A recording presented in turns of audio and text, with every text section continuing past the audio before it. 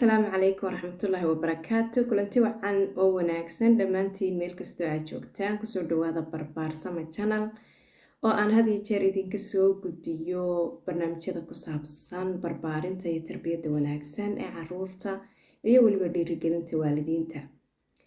Waxaan aad iyo aad idinka raali gelinayaa muddo bilooyin ah hadda oo aynu hawada ku kala maqnayn aniga oo imtixaamadii ugu dambeeyay waxbarashadayda lahaa kadibna dhinaca iyo wadankii aan safar ugu maqnaa.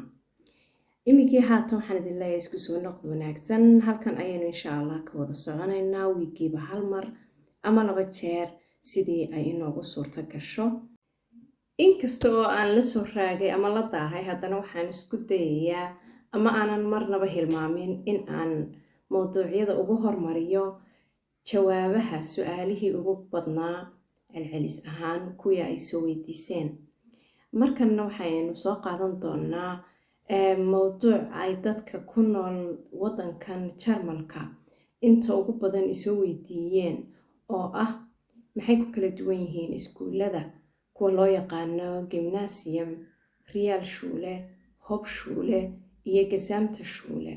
Afartaa iskuul ee kala duwan ee loo yaqaano Gymnasium, Realschule, Hauptschule iyo Gesamtschule ayaynu isku dayaynaa bal farqiga u dhaxeeya in aynu halkan ku sharaxno intii Ilaahay inoo qadaro. Barnaamijkani waxa uu gaar u yahay kolley dadka Jarmalka ku nool, waayo iskuuladan aan sheegayo halkan Jarmalka ayay ka jiraan.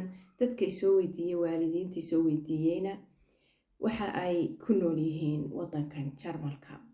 Waxaan rajaynayaa in aad wax badan ka fahmi doontaan kana faa'iideysan doontaan insha Allah.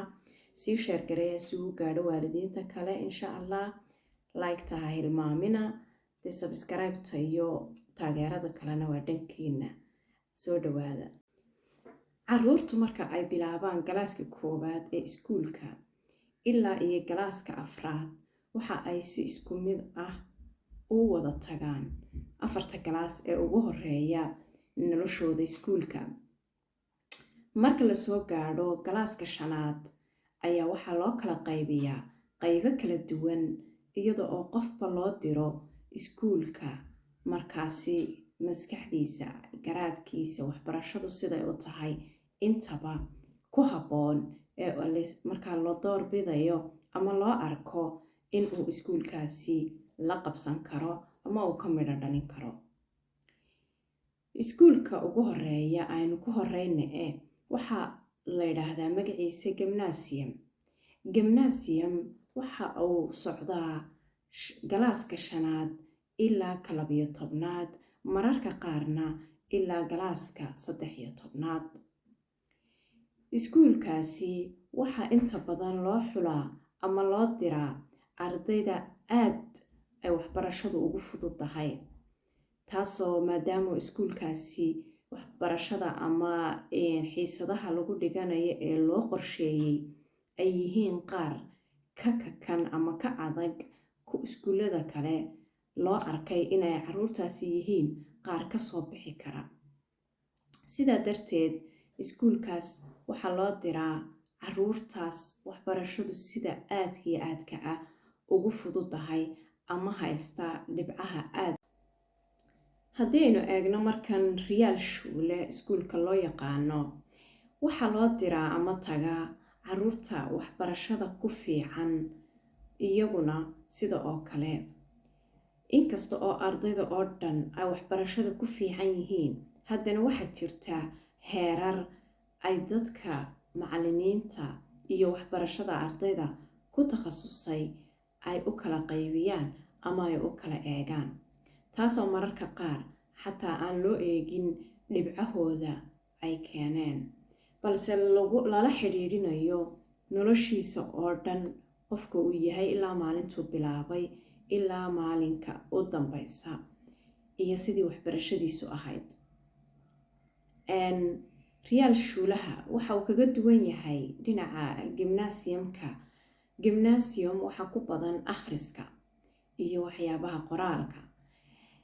Realschule waxa ay haystaan fursado ay ku samayn karaan practicum ama gacanta wax ku qaban karaan ama ay tijaabin karaan maxay ahayd waxyaabaha gacanta lagu qabto ee xirfadaha kala duwan. waxa ay haystaan oo kale waqtiyo Freizeit loo yaqaano oo ka badan ka gymnasiumka. waxa ay haystaan fursado aad u ballaaran oo dhinaca Ausbildungka ah inay samayn karaan ama qofka Real Abschluss ama shahaadada Real Schulaha sita uu heli karo ama uu leeyahay doorasho aad u ballaaran oo ah dhinaca Ausbildunada. waxa kaloo fursad ah oo haystaa qofka Real Schule dhameeya waxa uu si toos ah u bilaabi karaa haddii uu rabo Fach Abitur ama Abitur waxa loo yaqaan. Real Schule wuu ka waqti gaaban yahay marka loo eego gymnasiumka halkii uu ka ahaa ilaa 12 galaas galaaska 5aad ilaa ka 12aad ama ilaa ka 13aad. Real Schule waxa uu ku kooban yahay 5 galaas wuxuu ka bilaabmaa galaaska 5aad waxaanu ku dhamaadaa galaaska 10aad. waxaynu ku xigsiinaynaa iskuulka loo yaqaan Gesamte Schule. Gesamte Schule waxa uu noqonayaa ama waxa taga arday badan oo isku jira. ardaydaasi waxa lagu magacaabaa ardayda aan weli go'aan laga gaadhin. waxa laga wadaa go'aan laga gaadhin calashaan 4 sano ee iskuulkooda waxbarashada.